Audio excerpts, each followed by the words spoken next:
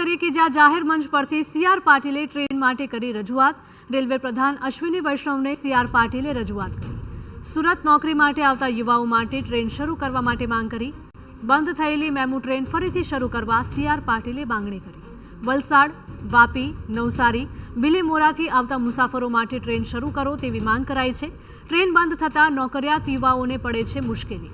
જાહેર મંચ પરથી રેલવે પ્રધાને રજૂઆત કરતા સીઆર પાટીલે કહ્યું કે સચિન જીઆઈડીસી, પાંડેસરા જીઆઈડીસી, સચિન, સોજીવાલા આ સહિતના સુરતના અનેક વિસ્તારોમાં મોટી સંખ્યામાં નોકરી કરવા માટે આવતા યુવાઓને મેમુ ટ્રેન બંધ થતાં મુશ્કેલી પડી રહી છે। જો આ ટ્રેન શરૂ થશે તો રોજગારી માટે આવતા યુવાઓને મોટો લાભ મળશે।